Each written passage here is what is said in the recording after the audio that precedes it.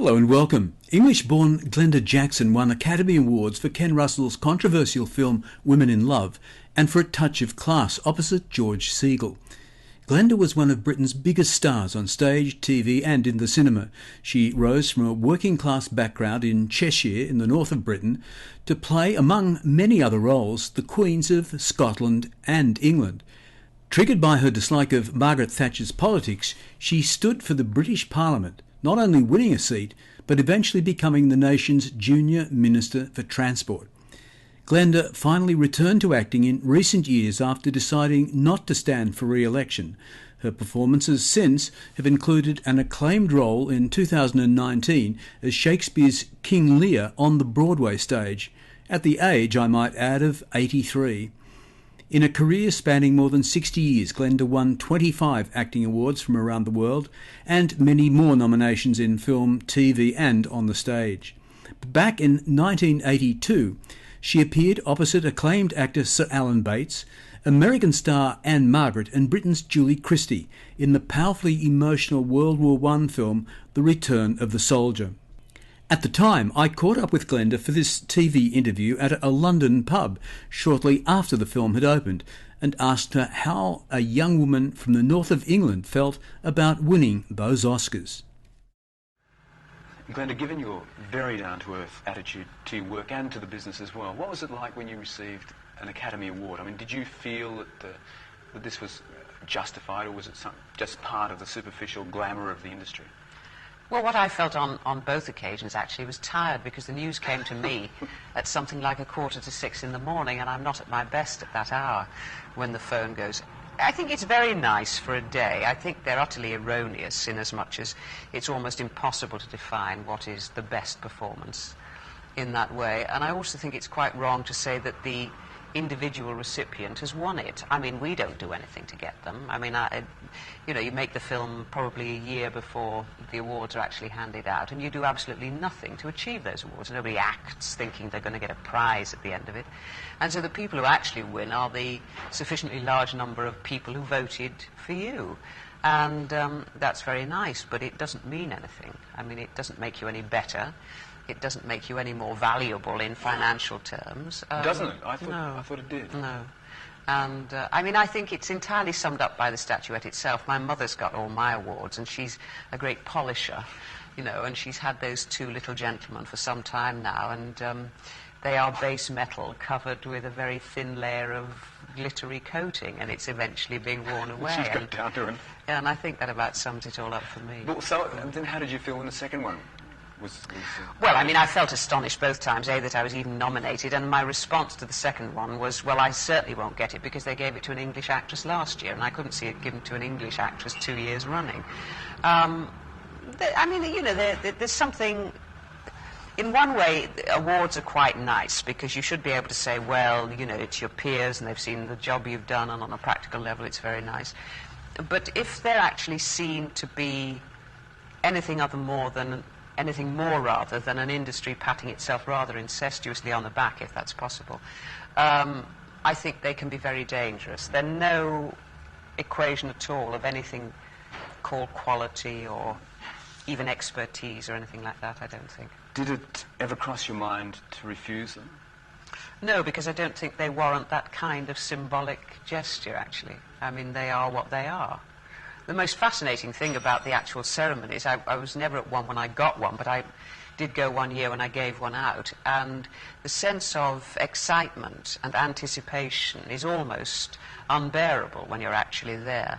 And the moment the envelope is opened and everybody knows who's won, they couldn't care less. I mean, it's all anticipation. The flash is gone. And once they know, all interest has gone, and I think that's how it should be, probably. Yeah.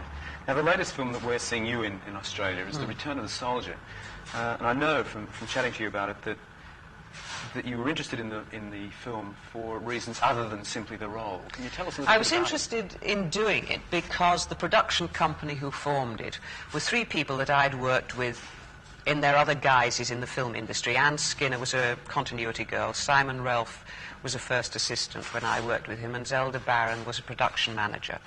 And they felt that they wanted to do something on a rather more basic level to reconstitute, revitalise, put some new blood into the supposedly British film industry. I say supposedly because I don't think we've got one really. It's all still a catch-as-can-can situation.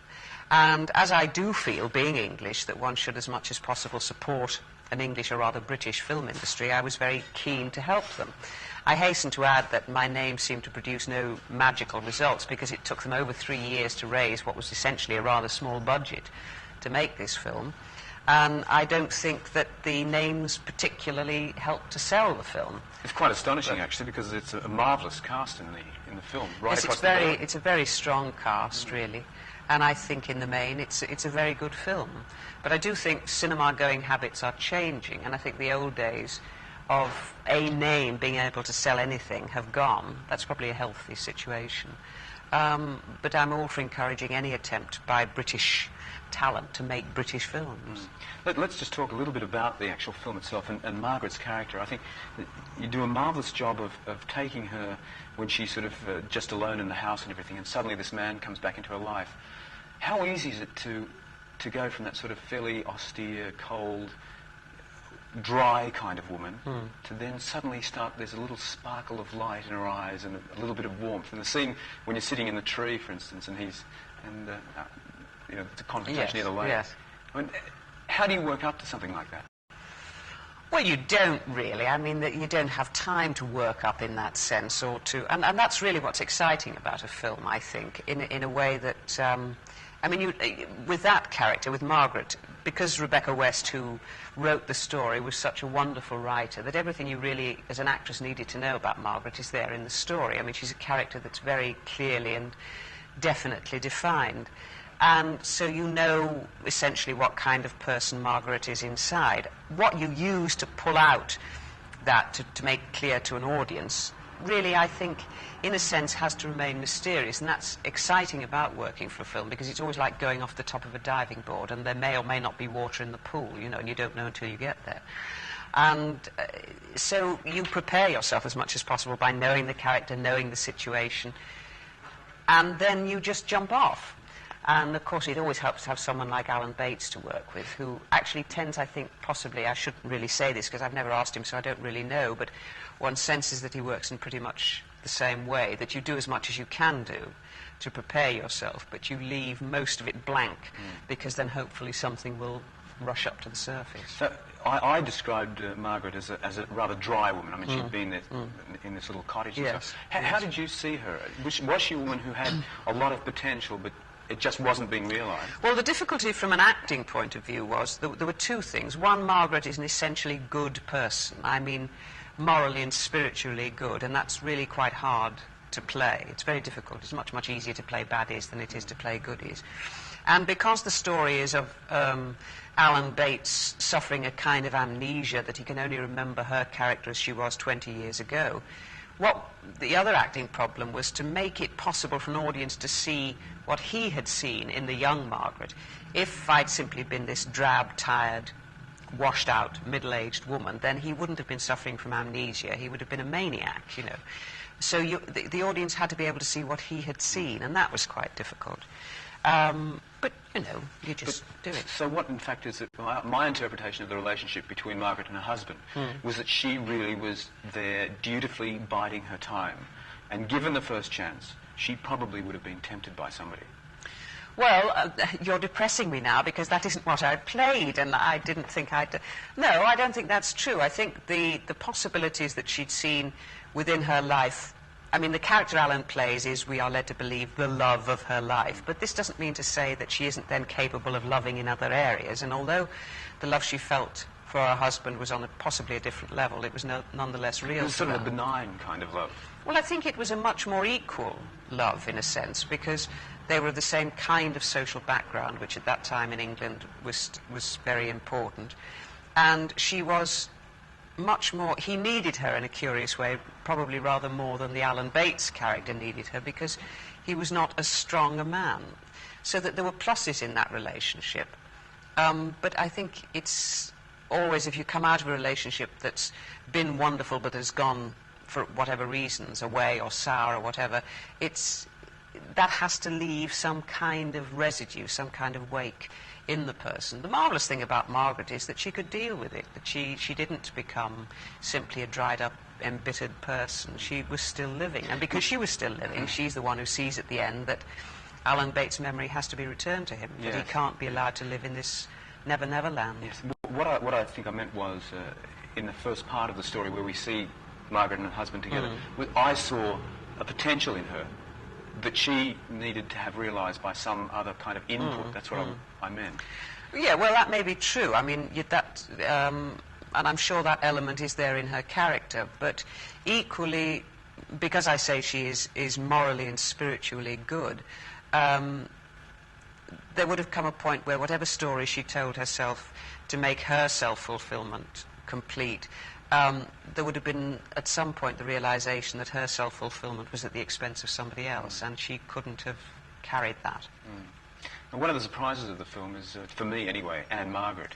Yes. I mean, I sort of had to keep pinching myself to see if this was Anne Margaret. Extraordinary. I'd only ever seen her in her singing, dancing Anne Margaret role, and I really find it quite extraordinary that she does have this capacity to physically transform herself. She can become, in a curious way, whatever it is she wants to be, but for that part she also has the capacity to transform herself in an interior way. I mean, I accepted her as being English, and it's really very remarkable. Yeah. Sadly, Glenda passed away in June 2023 at the age of 87. She'd just completed her latest film with old friend and compatriot Sir Michael Caine, who's now 89, called The Great Escaper, reuniting with Sir Michael, also a two-time Oscar winner, after a 47-year gap. The pair originally co-starred in Joseph Losey's 1975 film The Romantic Englishman. The Great Escaper is based on a true story. Glenda had been married and divorced and had one son.